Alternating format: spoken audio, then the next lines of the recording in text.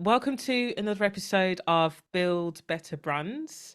I am very, very pleased to welcome Radim Malinic, creative director, designer, and best-selling author. And I should know because I have two of his books. He lives and works in Southwest London and runs the Brand New Studio, which is an award-winning brand and creative studio. And I am super excited to have him on the show. He knows a thing or two about branding. So, welcome to the show, Radim. Thank you for having me and thank you for that beautiful introduction. Thank you. It's an absolute pleasure to have you on today. It's really interesting, your background, actually. And I wanted to get into that first because I think often when people see designers and see where they're at, that they assume that they came from a design background, but your journey is a little bit different. So talk to us about, I'm really interested in this ice hockey playing of yours as a fellow hockey player myself, not ice hockey, but field hockey, and DJ as well. How did you go from that to creative director and best-selling author? I'm happy to guide you through this and hopefully get it down to about 5 minutes. So I think my life motto is seeing something, thinking, I like it. How hard is it to do? Let's give it a go and see. And if I can get through that sort of entry point, okay, we'll do it for a while.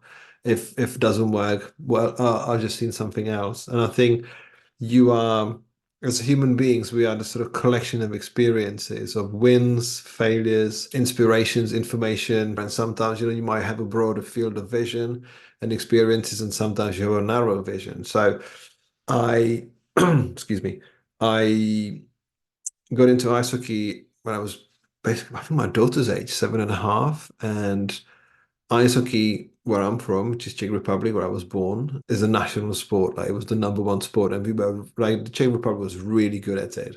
Once you there's like a championship, and you're like your team's doing well, so you're like, oh, this sounds fun. And I remember there was a scouting flyer in our school. I was in grade two, and they're like, we're looking for ice hockey players, and I'm like, hey, mum, I want to do it. And she, obviously, being a child of the 80s parents, they're like, you can't ice skate. And I'm like, yeah, I know, but I want to play ice hockey. And we went to do it. My stepdad, I remember, took me to the recruitment day, or like to onboarding day, and they're like, we will learn, it's fine. Like no one's coming here like a fully formed. And that was kind of the motto for everything I've done ever since, because as you grow a little bit older, like you get to your teenage years and you're like the world is opening up and you're like, all right, so there's music, there's this thing called music, and it's really exciting. And there's all of this different music I can listen to. And I was lucky that in my household there was access to a lot of good music, like the Leonard Cohens and Sting, and my peers were listening to metal and death metal, and all of a sudden your universe is colorful, interesting, vibrant, and you're like, oh wow, okay, so this is what it could be, and your interest takes you somewhere else. So I'm like, okay, so I wanna be in a band.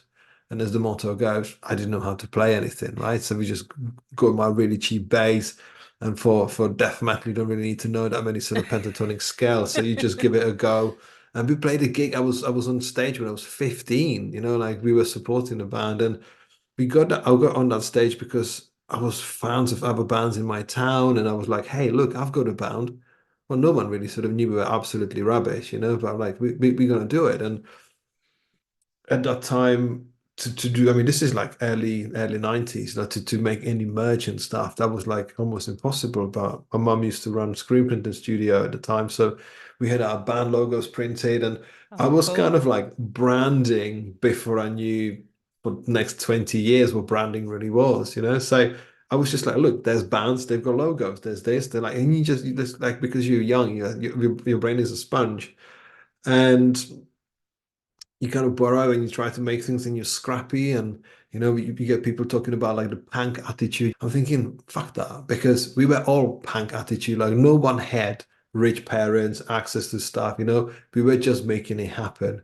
We were Mm. not waiting for anyone. I'm currently reading a book on a record executive. It's called Howling in the Moon by Walter Yetnikov, and is the guy who signed Michael Jackson and kind of stuff. Like music got really like interested around the 80s, like when they realized they can make money through CDs and stuff. But we were at a naive stage. Like we were not thinking like, oh, I'm doing something different. Everyone was doing the same thing, unless you were like, there were record labels, but we were scrappy. And that kind of stayed with me ever since because I found that I realized you can make your own dream future if you follow something that you go after. I kind of felt like the world was more on a level playing field. Mm, But around that time, I've realized because the music that I was coming across was so much more interesting than being just sort of locked into one genre with my bandmates. I just went into DJing and music production. I was writing for some newspapers, like a music journal, like a music newspapers in Czech. I say newspapers, like some more like magazines, but they were in a paper format at the time. And I was just having a go. I was just excited because in my formative years and being a teenager in the 90s, what's best? What's yeah. best? Like it was just the most incredible time. So that led me on to moving into England in the year 2000, and that was the beginning of everything. Wow, amazing. And that's something that you talk about in your book. You talk about growing up in the eccentric 80s, and the 80s really was an era when rock music really did rule the world. My favorite era of music. It was just so eclectic. There was so much music out there. And you were in the middle of that excitement. And I think there's this overlap, isn't there, with branding and tribes and trying to find your place. That brand is about having that affiliation with a group of people that share similar interests, values, where you feel like you're a part of something. And that's something that really stuck with me, when I read your book, in particular Book of Branding. That branding isn't it's not just the visual thing. It's the emotional connection that you create with people that are like-minded. And it sounds like your youth, although it wasn't directly associated with branding, but that experience has kind of helped steer you into where you are now, into that introduction of brand experience. And about your books as well, congratulations on releasing Creativity for Sale and Mindful Creative. Creative. There they are. Can you give us a sneak peek into what readers can expect from these releases and what inspired you to write them? So it's all about process of exploration because in the first part of my bio, it was about how do you get to explore more? So I moved to the UK 24 years ago now to be closer to the labels that I used to like to be in reach of the music that I like, to be easy to buy, like not having putting money behind the till and waiting for 3 weeks before the CD comes, that kind of stuff. Like it was I wanted to be an immediate world where things were happening, and I didn't even think about anything like branding or design or anything. It was more to me, it was just the output was the music. The music was making me feel something. But with the music, and you mentioned tribalism, like when you go group of people, no band apart from Kiss or AC/DC, in that level, we're thinking, like, okay, where's the merchandising, where's the sort of franchising, whatever. But it's your expression, and we with branding now, we create these almost sometimes manufactured stories, like, oh, there's this person called Jack Wells, or there's a Jack Hollister, or whatever. Like we try to sort of engineer a story for something that it may have had a past. Whereas with the projection of being a musician, like you create like this is my brand of music, this is what we do, this is what we sound like, this is what we talk about. And it's almost unknowing and sort of subconscious branding because you don't make yourself. You want to sound like everybody. You want to sound different than anybody else because the market's only saturated if you look and sound like everybody else. And this is why we can sometimes suffer borrowing too much from other mindsets and not necessarily processing them through our own filter. So my world of music turned more into the world of graphic design and branding later, and made graphic design and illustration because all of a sudden I was exploring new tools that made my output easier. I was in a place where I was on constant holiday. When you go on holiday, everything sounds great. Like the Yeah. playlist sounds good. You Shazam in, you're taking pictures, eating the food. If you're open-minded, you're like, this is amazing. And this was my first 2.5 years being in England. It's like, life is great because I'm speaking the language I always wanted to speak. I'm meeting new friends. I'm friends with the musicians that I was admiring from afar. Mm. So it was all of a sudden like I was at opportunities. I was kind of making the connections that I wanted to make, and it was only then when it all sort of everything started adding up together. And to promote my career as a graphic designer, as an illustrator, I started making booklets. I need to send people something. I want to arrive in someone's letterbox. I want to get them to see me. So, long story short, I've kind of started sort of putting more pages, then more words in my booklets. Well, I used to call them books, because that's more glamorous as a graphic designer, even though it's a saddle stitch booklet with 32 pages at first. But there was this amazing movement of community at the time where the vision point wasn't as fragmented as it is now, because all we did was a website and forums. Like, oh, this is my website, and there's like a graphic design forum, and this is Yeah. this.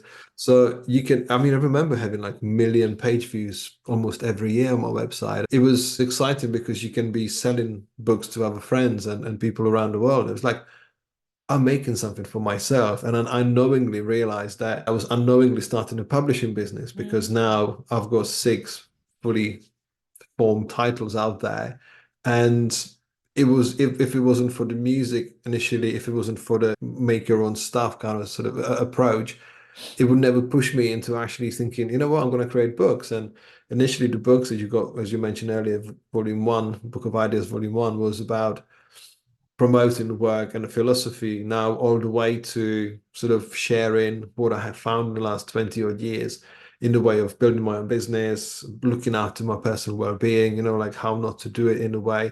Because we live in a industry, in a situation where people need to make their own mistakes. If you Mm. tell someone to know their own mistakes, they will only go and make it, because you need that experience. But what is the important part, and this is what I've created both of these new books, is that whatever you're doing, you are never alone in what you're doing. This was my whole key. It was like, my mindful creatives was about, you're gonna burn out. I can tell you 20 different reasons why, not how you can do things, 20 different ways and 20 different reasons, like how you can avoid burnout and how you shouldn't do it. Yet people will go and burn out because we follow that sort of drive and passion and that sort of soul expression in us.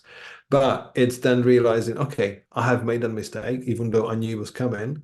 How do I get out of this? Like, how do I recover? Because we underestimate recovery. We underestimate the impact of the problem, because it takes you to recover as long as it took you to break yourself. So in my case, I was breaking myself for nearly 20 years, and it took me 10 years. Sorry, I was breaking myself for 10 years, and it took me nearly another 10 years to properly recover from the damage that I've created to myself.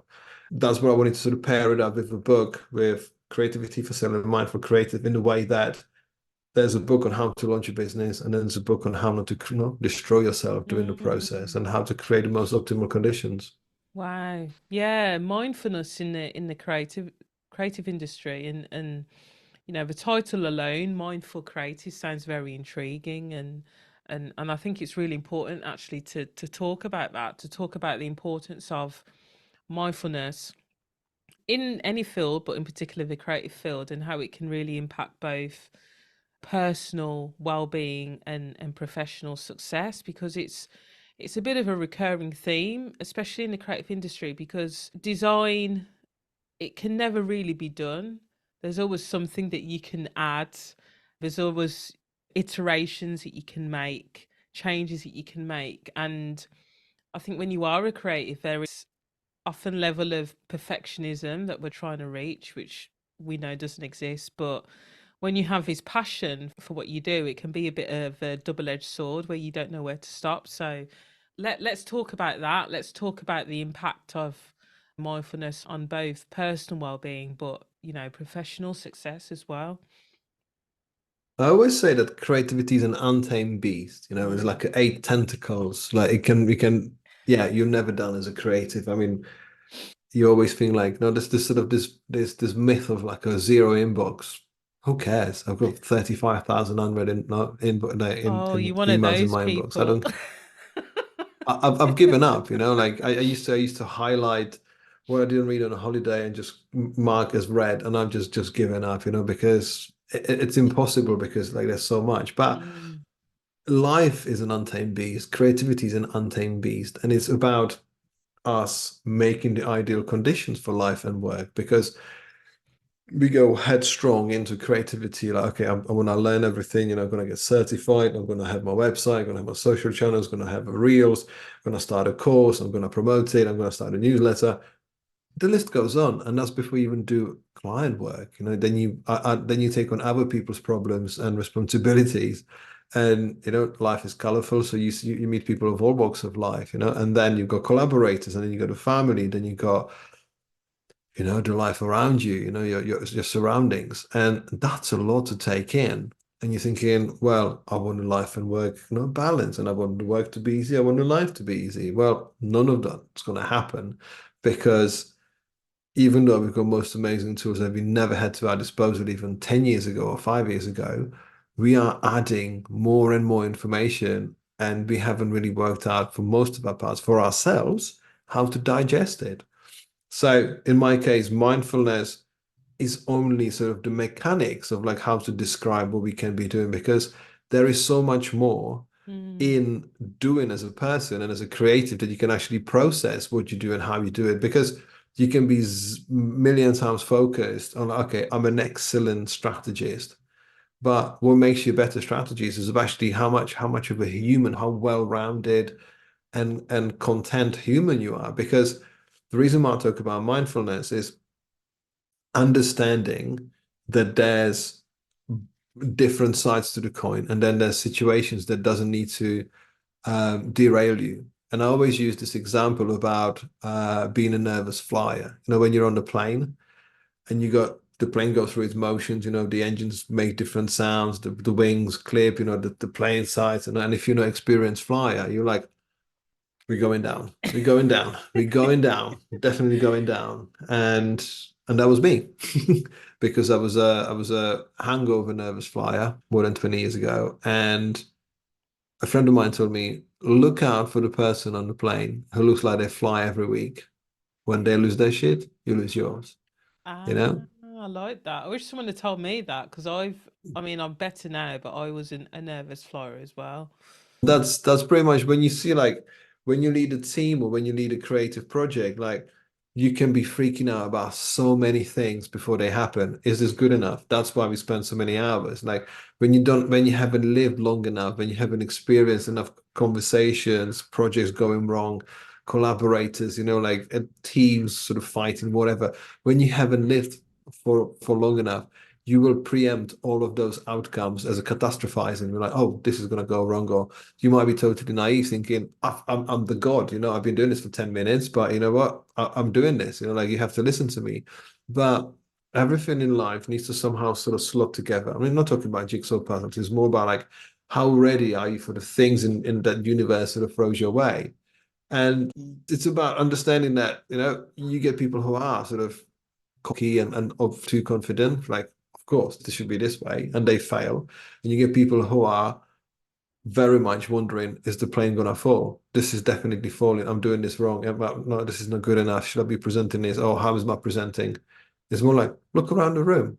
Is anyone freaking out? No. Is your client freaking out? No. Have you done the work? Have you done it to your best abilities? Have you thought about it? If you're prepared, you're not gonna be nervous. This is more like, there's many ways how our creative brains can trip us up into believing that we're not good enough. We need more versions. We need this. We need to spend more time or tweak something that no one will give a shit about. So it's like, how do you work out what you need to do, and how do you work on yourself? Because we all come with so much information from our childhood and from our formative years that often needs work. No one's not, and especially if you had the most amazing, I'm not hypothetically, if you had the most amazing upbringing, you're not going to understand the challenges. Like everyone, like our survival instinct is based on how we work with problems. Yeah. So if everything's too easy, you're going to find a challenge too hard. If everything's Mm. already been hard, then you're gonna you're gonna be channeling that through. So there's always the yin yang, terribly pronounced, the yin yang of life, where we need friction. That the friction, creative conflict creates amazing things, but creative conflict has the word conflict in the title, and sometimes it gets misunderstood. And it's just like, the more we understand about yourself, the more you can be more rooted in yourself and understanding, you know what? I can understand that person on the other side of the phone. it might be a bit stressed. I've been Mm. doing this for a while. I know that the project's not getting cancelled. The amends sound fairly easy. The feedback's not bad. We're getting paid. This is still gonna launch. Like the war's not ending. The plane's not falling. And this is the analogy because when you think about what we do, it's an emotional investment. Like Mm. if you're a dentist, there's a cavity, there's a tool, £100 later, goodbye. And you're gonna say, I wish I like should I have drilled it a different way? I wonder what they think about a filling. And it's just like it's just that thing because we're like, do you like the color? Do you like the typeface? Do you like this? Do you like I mean, you can easily go on a macro level of Yeah. utter craziness. Mm. And it's like, well, you can work with yourself if you think about your work strategically, then the dentist is not going to look for any cavity or thinking this could look like a cavity. Should I like my favorite radio presenter is James O'Brien, who says there's opinions and then there's counting, there's facts, and we work on opinions, like we work on ideas that are not always based on facts. And I think this is where we trip ourselves up. So being a mindful creative is about being a rounded article that spends time on themselves, understanding how do I come across? How stressed am I? How do I deal with clients? What's holding me back? Is there something? Is my insecurities or anxieties that make me work harder or less harder? Or do I commit properly? Or do I worry about commitment, about sort of going full in on a project? Does my client deserve all of my attention or am I going too deep? It's more about like I'm at peace. I'm at calm. I've worked on myself. This is like being ready on that sort of first when you go to starting blocks for 100 meters run. When you're there, you're not gonna be worried about have I got the right shoes, have I trained enough, have I eaten the right food? Because you have put yourself in the position of being at the right place at the right time, and you worked on yourself.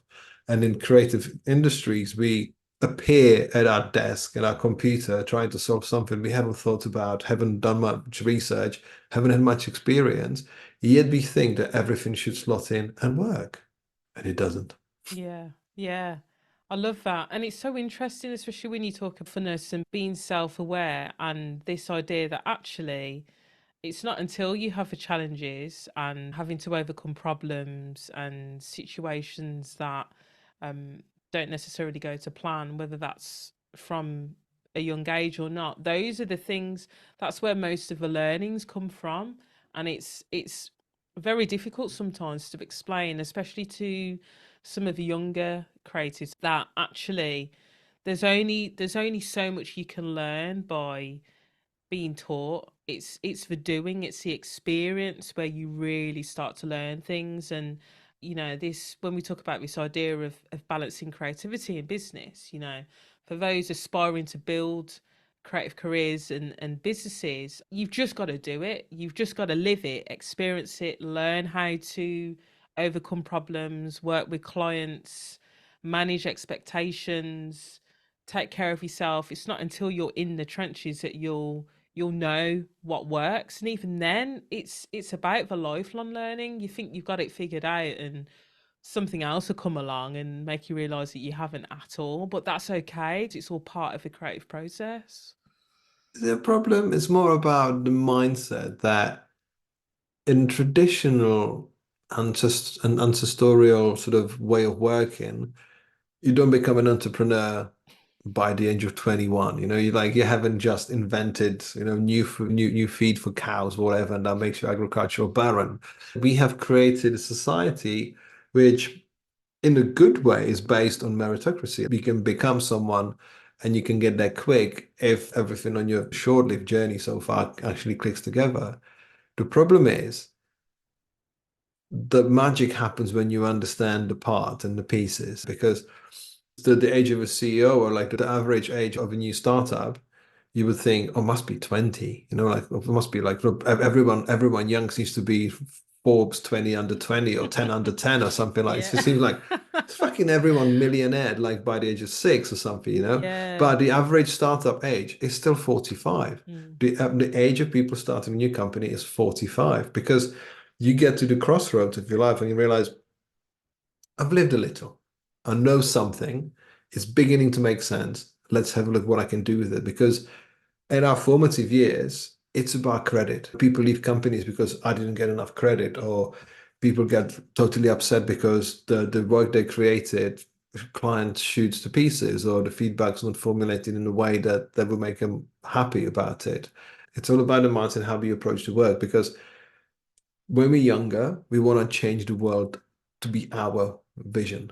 Because we think, oh, I want my partner to do this. I wish my partner didn't do that. I wish that person did this because I don't like it. Obviously, we are all trying to make a vision. People say, oh, I wish I meet someone to be happy. I'm just missing that one piece of happiness, in my life, which insinuates like, is everything else in your life absolutely spick and span? Is Mm, everything, are you winning everything? Like you're in perfect shape, you eat well, you live in a great place, you've got bank balances. Oh, you just need the partner. And our creative life is like, oh, I just need a couple of good clients to make me happy or to make this like, what is everything? You've got everything like sorted, you've got like, you don't need to learn anything, you just need that part, which is never true. So when we get a little bit older, we realize that's how the world exists. That's how we cooperate. That's actually what the dirty C word is, compromise, which we think like, oh, I'm not compromising. This is my vision. It's going to be blue because I like blue. Well, I'm the client and we've got 20 other blue products already. Like we can't have another blue, but just because you like blue, hold back a bit, listen to us. And this is why the mindful aspect of being creative actually is so helpful, because you can see the plane is not crashing. You look around, everyone's calm. This is how it works. You just take it in and you absorb it. So I've got no idea where I'm going with this, but it's being older makes you more more content with yourself, thinking, okay, so this is my starting point. Not when I was 20, but 20 years later. I can work with what I've got. It's almost like sort mm, of graduating from the first stage of life, going, we can make this, we can be more content with it, we can be more at peace with where we head in, what can we invest, how much time we invest, and make less crazy sort of jump around moves. I think it was Obama's quote. He said, like, look, I'm not as fast as I was not before, but I know what I'm doing and I know where I'm going, and I'm happy about that. mm. And that's the key. That's where the magic happens. But we need to understand that when you're younger, don't expect things to work just yet. Don't expect things to be brilliant. You've got a lot less patience, but we need to tell you it's going to be better, because you need to go through those ranks, because you are only adding to your skills and knowledge. Absolutely. And you've worked with some really big brands, haven't you, Radim? You've had the opportunity to work with brands like Harry Potter. I'm a massive Harry Potter fan, so a little bit jealous there. Adidas, WWF, really big brands that obviously have probably quite strict guidelines and lots of people involved in the process and things already defined. How does this creative vision that you've talked about align with the branding needs of such diverse and big clients? How do you approach projects with them versus projects with, your solo, smaller business owners? We can always see that sometimes, the existing brand guidelines could be something that's so rigid that you can never change, or you find very little creativity in there. And there's different rules and regulations when you think about it, because with the new product, like when there's nothing, it makes the process sometimes a bit more scary, because you have to think of everything. We need to identify the competition, which most of startup people don't even think about. Like they are so product focused. They're like, I don't care, like I want it purple. Well, there's 20 other purples out there. It's much easier when you see things from a more rational perspective. Like when I was working with WWF, their brand typeface is okay, but it's functional and it's nice. You mentioned three clients that I worked with, which were actually based on personal connections. Mm, So I worked for Harry Potter because I worked for the London Film Museum, and the people from London Film Museum were connected to Warner Brothers and Harry Potter.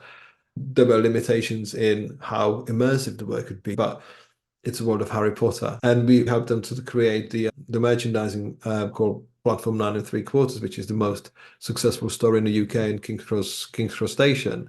So you can kind of almost accept that that's what you're working with. You can mm-hmm. accept that I'm doing this within those constrictions, because I always say you find a freedom in limitations. Because when you don't have to try 27 different colors and 20 different typefaces, or get stock imagery that doesn't fit, you're already working with the recipe there, right? And what can I do with it? Because we still have new cookbooks. pretty much have the same amount of ingredients we've had for the last 100 years. Mm, Some new stuff is appearing, but there's a new cookbook every month or 100 at Christmas time. Like, how do we, experiment with things? So we try to find new connections, new ways of doing things. So when you see young designers, they're like, I had carte blanche and this is what I did. And I'm thinking, yeah, I remember that feeling. It was horrible because I was literally eating myself alive about, I've got so many different options. What can I do with it? Whereas mm. if you have to work with the ready, steady cook scenario, you've got pasta, toothpaste, and well, and a sponge, like what do you cook out of that? In 30 It's minutes. in 30 minutes, make it a gourmet meal. And this is sometimes, I think, as I'm sure I mentioned earlier, like the negative problem solving is our lives, is our survival instinct. And this is where things kick in because if it's too easy, we would lose interest really pretty quickly. We've got generative AI. It's a turbo calculator, like what can it look like? But if you've been doing things for a while, you can imagine what they can look like. You can explain them. In the past, we didn't need to create 20 different versions because there's a conversation before you make anything. Yeah. You have a conversation. Is that the right thing? Does it make the right sense? Here's the scamp, whatever. Like things might be more mechanical, but the most amazing things are not the things you hear on the phone. Like, what should we do? Make it blue. Let's make it blue. All right, we're the winners. And we're the brand owners for a 1 billion-pound company now. No, everything goes through those checkpoints. Like the initial spark is the excitement, but it takes a bloody long time to actually make something that doesn't fall apart.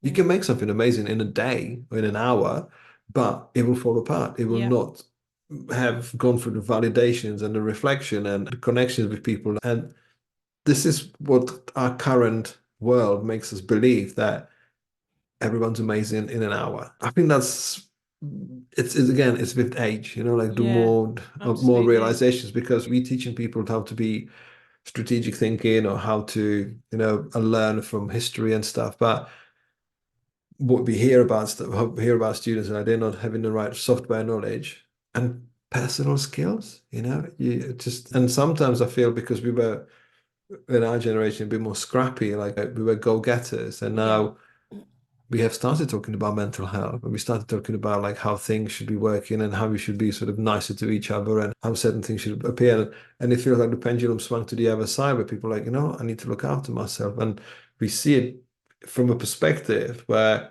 we didn't do days off, like we didn't sleep. Like it was just like it was untamed Yeah. because we were excited and no one was giving us the right signals. And you've seen my post which says no risk, no story. Like Mm. the discomfort breeds comfort a long time. And I think it was the Naval who said, like, easy choices, hard life, hard choices, easy life. Yeah.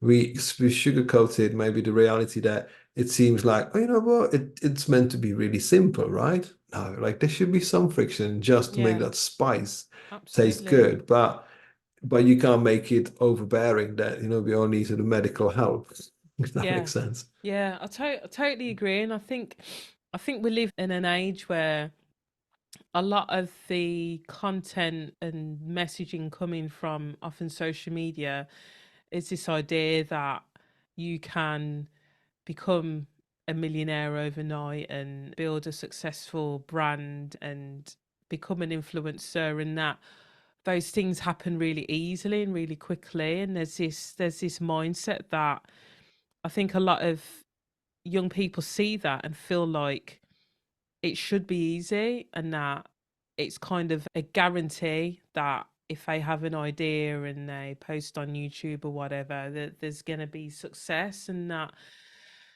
when things are a bit tough, they don't always understand why. And I think it's important to get used to feeling uncomfortable. When I talk to my students about the creative process, we've been working on a project recently where they have to collaborate and work with people that they're not used to working with, that maybe don't have the same skill sets as them, that they have to get to know. They clearly feel extremely uncomfortable about having to do that. And the reason we're making them do it is because we've said to them, look, when you get into industry, this is what's going to happen. You're going to be thrown into rooms with people that you probably don't like or get on with, and you're going to be given a problem that collectively you've got to solve, and you've got to find a way to solve the problem for the client in a way that's different, that's creative, and that gets attention. So let's give it a go now in this in a safer environment, and they freak out. Would you describe, sorry to jump in, but would you describe as like being in a band? Like being in a room with people you sometimes don't like, have solving the problem that is not always doesn't always go your way, you compromise and someone wants to have a more say. And that I think I just realized like that was just like being in a band. I mean, there's nothing better and more sort of transcending than creating music with your friends. Mm. But there's also nothing more fucking infuriating than being in a band with your friends who were just like, I've reminded myself why I'm not in the bands by just reconnecting with some of my old mates. I'm like, yeah, I remember why I left the band and I don't want to be your friend Mm. anymore. But it's part of the process, being uncomfortable. And I always say to them, when you get to that point where you don't know how this is going to work and you feel uncomfortable and you can't see the wood for the trees, it's all about pushing past that, through that discomfort, and coming out on the other side. And that's where the learning happens. And on your creative process, obviously with your varied background, I'd love to know how you approach when working on design projects, but also when writing your books. You've written a lot now, six, I believe. Are there any specific rituals or habits that you find particularly effective? So it was very much ready, steady, go mental. And I'm making a sort of the connection between ready, steady, cook when you just go, let's do it, planning or strategy. What are you talking about? I was very much ill-informed at the beginning because I was like, okay, I've got a tool, there's the outcome, but I was not aware of the surroundings. And to slow down, to think about what you're trying to make and actually say, you know what? The world doesn't need it today. The world might need it tomorrow. Like we do it when Mm, it's right. And we've taken, for example, through helping so many different founders to launch their little startups. Sometimes we can do things in a couple of months and they go live and they work. And sometimes you get, funds issues and things change in production. And you realize that sometimes it can take a year. Let's say the actual creative time is a month, but it takes a year and a half to launch something because of how the production is aligned.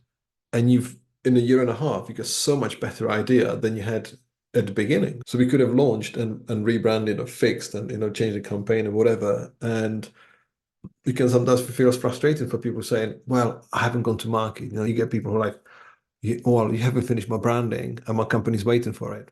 Not necessarily, is it? Like, like the branding is helpful, but mm, it's you know, I can't even think of anything that's just based on a brand alone. Like, oh, we've got brilliant logo, everyone loves us, we are worth a million. No, the logo and the visual narrative is only your helpful tool, how you communicate. yeah, So it's just one the who part. you are, Mm, we help you to get yourself dressed, but how you speak, we can tell you how to speak, but is the projection of who you are is you, and the mm, branding is your coating. Like I said in the book, in volume one, it says like learn how to build engines. Engine is what makes the idea going forward, whereas the coating, the card, bonnet, you can change that, you can scratch it, you can change it, but is the driver of the idea that helps you to get somewhere. So in the process of now making books, I have slowed down because there are different types of books. They're very much textbooks rather than sort of pretty pictures and a sort of single narrative. And it was the most challenging thing I've ever done, just purely because I have decided to give myself a double portion of like, okay, how are you gonna solve this mm. on your time scale? Because some people will take 3 years, 4 years, 5 years to do what I did in 9 months. And it was just that overwhelm of like, okay, what do I do first? What do I do second? What tools can I see that I can use that can make me hear myself and understand the whole process but much better? So slowing down and thinking about it, you at older age, you've got the benefit of I've done all of the things in the past. I know what I shouldn't do. So already half of the things that you would have tested don't need to be even done because certain type sizes or colors or styles didn't work. And that is, for example, as a branding designer, like that's what you bring to the table Yeah. because you get fussy clients. They're like, but this logo needs really something else. I'm like, Are you creating a logo or are you creating a brand mark? Because you find yourself that people have to go through those steps for themselves to actually work things out, just like we did for ourselves. So it's about being confident and knowing that you sometimes just accept what people say because sometimes you just can't win the battle. And sometimes you go like, look, I can tell you the right reasons of the things that you shouldn't be doing. And I think that just comes with that experience. Like, okay, we've tried it and it worked that way. If you want to try it and want to that way, that's your choice. But we can save ourselves time. So when it comes to bookmaking, it reminds me of dealing with clients who I was younger and they were older. And they're like, we want this. I'm Mm. like, I've got 20 different ideas how much better that could be. And they're like, we want this. Okay, I'll give you that. But do you want to see three more ideas on this? They're like, no, this is our idea. We want this. I'm like, ooh, right now, 20 years later, as a publisher and author and designer and whatever, I'm like, this is the type of book I want to make. That's it. I've been thinking about it for 3 years. I'm Yeah. making this type of book. Like this is the content, this is the narrative. Of course, you can split the hairs. You can be sort of, oh, is this word better? Or should we use that word? Or should we do that? No, like it's about the concept. So it took, I think, from us for like the latest two books were published in October 23, and it took from January till September to put them all together. But we started working on the covers like in October prior, and the whole thing was put together in the end in about 5 days. But we were working on the content, we were working on illustrations, on the styles, we were negotiating printing quotes, negotiate like working out how this could work because I knew what it could look like. I knew from research of what type of books are a little bit too boring to read. I wanted to create a hybrid that's interesting, that's visually engaging, that pushes the theme of creativity. What can be done with a paperback? Like how can you bring a big volume of copy to a creative crowd who notoriously doesn't read much. So the books that I've done accident, like in by accident, I've not created heavy textbooks before, and people like 300-400 words per point. I didn't want to read pages and pages and pages because we are visual people. So my key is now like, how do I present information to people who are visual? I make textbooks for people who like pictures. And that's a bit of my problem. Now, trying to push the boundary of what you can do with tiny independent publishing. Okay, we can do audiobooks. Obviously, Kindle is a given, and people would always say, like, oh, don't make audiobook or Kindle for designers. But guess what? People buy Kindles and audiobooks. We are on sort of early beginning of this year, and I've read 4 books this year. I'm finishing one. I've plowed through one book in the last 7 days because Wow. I just listen to audiobooks. I read to try to offset them, and I would never think of myself even as a writer, let alone heavy reader. Yeah. But I've got more patience. I don't fret about little design choices. I've got more space in my life, and I'm just most mesmerized by the ability of how much information you can get by putting your headphones in, going for a walk, just to pick up my kids from school and absorb this stuff because it only makes more sense. It makes me stronger as a creative by knowing more about myself and more about how we operate, how other industries operate, how creative coaches and sort of CEO coaches operate, like how Michael Jackson got signed, like how Dave Grohl wrote his first album, like how Anthony Bourdain was one of the most, I mean, he wasn't underrated writer, but his prose is just basically blows my mind how he can describe a situation in such a, and that cost me what? £17 altogether. And I'm like most amazed at what we can do because the medium, if I had to read every single page, every single word on the page, it would be really hard to find the time.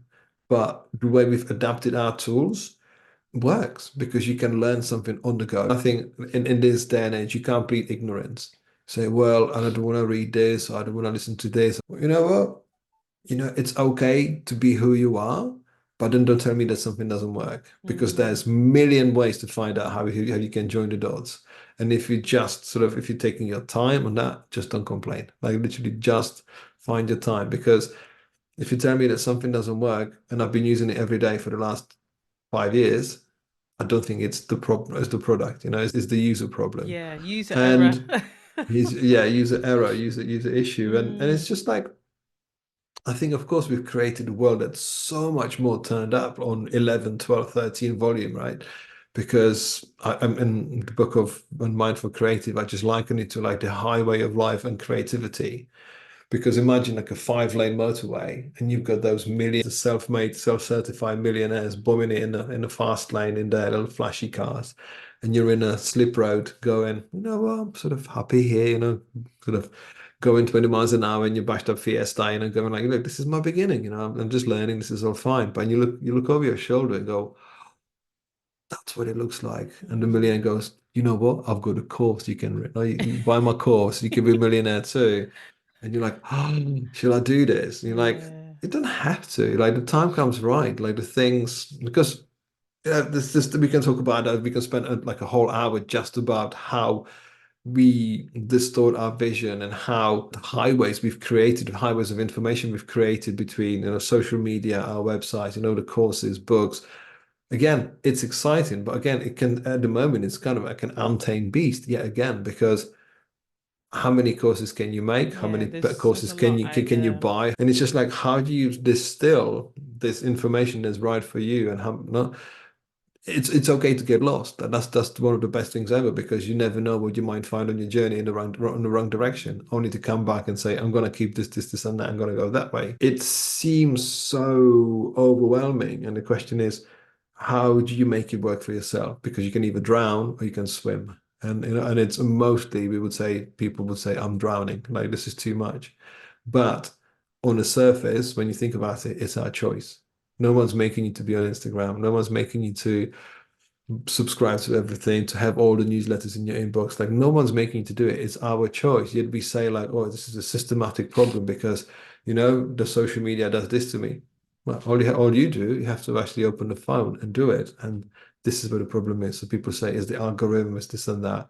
It's about how you make people feel with what you do in the way that you connect with them. And it doesn't matter if you got a zillion followers that hear from you every now and then they go, all right, scroll, scroll, scroll. Okay, goodbye. Like it's about having a conversation, actually speaking to someone's mind, listen to their problems and making them heard and actually realizing how you can make an impact, kind of defining your impact. Like, how do I go global? Like, do I broadcast or do I actually speak to people I know or do I find people I need to help to? Because that's when things become a lot simpler and a lot easier and more sort of manageable, if that makes sense.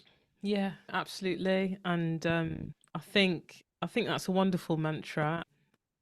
Just being conscious of what race you're running and whether you're running that race for someone else or for yourself, and being aware of your lane, and if you're happy in your lane, stay in it. I talk to people all the time about that want to start a business and build a brand and do all these things, and it's like, well, that's fine, but it's not for everyone. And if you're happy working for someone, doing a 9 till 5, you know, spending your evenings popping to the pub and watching, I don't know, EastEnders or whatever, that's also fine too. Like, we don't all have to be in this rat race. And I think it starts with being self-aware, knowing what it is that you want, and yeah, following that and following your gut ultimately. And we've all got plenty of time, and I think it's important to think long term and think about the future, as well as, today, this week, this month. It's a snippet in the grand scheme of things, right? What you said is there's so much value in what you said, yet we can derail ourselves so quickly because you say, well, this person's doing that and this person's doing this. And I'll give you just a quick example before a question. We had a wonderful client, I still have him, working on a particular product which was trendy a few years ago, and lots of people made a lot of money, and some people made it to Selfridges, and he was like, "Oh, I'm not in Selfridges." I was like, "But you've just started, we're growing," and it was like, Yeah. "Well, I'm not in Selfridges." I'm thinking, well, that person is in Selfridges in about that amount of space. They're not selling millions. It hasn't changed their life. It's just a tick. It's Mm, like, you know what? I've been featured on the first page of Behance. Well, good for you, but the real clients don't really go on Behance. It's just like the external factors can make us like if you put your ego into the equation, it can make you feel like, oh, I'm missing out. I'm not doing this. The FOMO is strong, And it's just like, you know what? It's okay. Like it Yeah, will be your turn it and, is and it will go okay. better, but it's just, yeah. Yeah, and also just not comparing your 2 year journey to someone's 20-year journey as well. And you don't know what that person has been through. You don't know what they've sacrificed or the trajectory they've been on to get where they are. So it's as much as we do it, I'm guilty of it. I think comparing ourselves to others, it just doesn't get us anywhere because their experience, their knowledge, them as a person is completely different to you. So it's like comparing apples with bread. Like, there's just no point, right? They're on a different Yeah. journey, they're on a different path. They've had to go through different experiences to get to where they are, and you're on yours, and just focus on that. Um, Very much so, yeah. With the release of your new book, then, looking ahead, what are your future plans? What are you particularly excited about? So I'm excited about a few things, and thank you for asking me what's happening next, because I think we say it when I'm from Czech Republic, and we used to have this phrase like that hunger comes with food. The more food you eat, the hungrier you get. And I've been on the publishing journey for the last 8 years, and it just started making sense in the year seven. So the last year, it was very much a big discovery year of like how we can do these things and not necessarily derail everything else in our life. Um, because I haven't said yes to new work for the last 18 years. Jesus, that'll be a good one. 18 months. Okay. 18 years, be like, how did you make it happen? No, Yeah. so for the last 18 months, so I think we finished proper 2022. The last client was like August on October 2022, and it's now 2024. We have not accepted any new commissions. We're just working with existing clients because we spent pretty much 2 decades of building meaningful connections with people who we've got a good relationship with. We can make the work happen, and alongside it, obviously trying to build my publishing business to something which I can also see like as a sort of future investment. So hence why we decided 2 books, because I've never seen anyone do it. I wouldn't recommend it unless you know what you're doing, because it's I had to again build on top of what I've learned in the past. But these books came from some of the book content came from notes I was making for Book of Branding in 2019. So I found that in Book of Branding, there's a section on advice, and I was like, oh shit, I wrote that in like a week. It's like, Mm. this is good, this came easy. I want to make a book that gives people advice or builds on top of that. And I've got notes for another 4 or 5 books right now. Wow. So I want to carry on with the series that I've started with my Creativity for Sale and Mindful Creative by creating a book on creativity itself. Like, how do you inspire people to actually go and smash that problem and make something? And as an exclusive, I think that book's going to be called No Risk, No Story. I think it made sense the other day. It was called the title so far was Creative Genius Doesn't Exist, but No Risk, No Story sounds a bit better. Yeah. We got a book called Turn Dust into Gold, which is how to start a product-led business. Because again, you can't plead ignorance. Like everyone's selling on Shopify, they know nothing about Photoshop. Mm. So that's two books that are in a series, and I want to rewrite Book of Branding based on the feedback, and actually release it with a book called Visual Storytelling for Brands. Because as you know, with our work, what we do, it's very much visually focused. It's sometimes we get to the logo mark or the logo lookup as the last thing. We just trying to create the ecosystem for our clients and get them excited about the expression. Because if you're a logo designer, you paddling upstream quite hard because you've got so many other so many things happening in the organization. Whereas if you see things holistically from the broader perspective, things get a lot more exciting really quickly, because you can shape it and you can give the brand the story and the visual narrative that they've got the toolkit to use from day one, rather than, okay, we've got a logo, we've got the colors, what next? What Mm. about Gary? What about Barry? It's just like it's always an issue. So that's what we tried to do. So I wanted to create a book that is similar to Book of Branding in a style that we show different ways of illustration, like how you commission it, why do you do it, who's your hero, who's your supporting actor, the kind of stuff. And I did this as a talk for Adobe Max Online in 2021, I think. I don't know, 2021, 2020, maybe I can't remember. But it was a while ago when I sort of tested the idea. So it was all done. I even did a Domestika course on it, which was Ah. luckily binned because it was the worst experience of my life working with Domestika.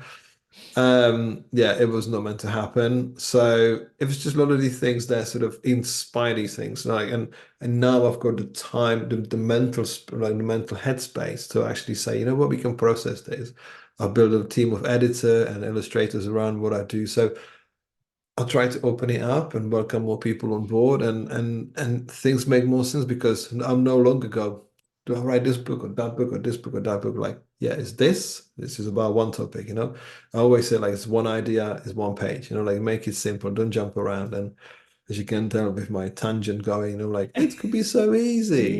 So Yeah. that's why you sort of stay and sort of validate and look back, and because again, it's nice to have books out there, but no one's waiting on my next book. No one says, well, there might be like five people going, what you got next planning? But no one says, have you got a book to solve my problem? I need to go and listen to people and see what the market offers, what has been done, what hasn't been done. Just like with brands and brand building, what do you do next with it? And that kind of is the similar thing to what you do as a speaker, like a creative speaker on stage, because you can happily make a book about yourself and try to sell it, or you can talk about yourself on the stage, but it's more like, okay, what do I wish that people told me Yeah. 20 years ago? What do I want to hear? So I create books that I wish existed 20 years ago, which would have helped me incredibly, but we were in a different stage and different place. So there were some titles, but not necessarily as sort of accessible as what I'm trying to Mm. create now. So I'm trying to create titles that are visually stimulating, and it's like just creating a paperback. You don't want to create a boring paperback, so you spend twice as much, but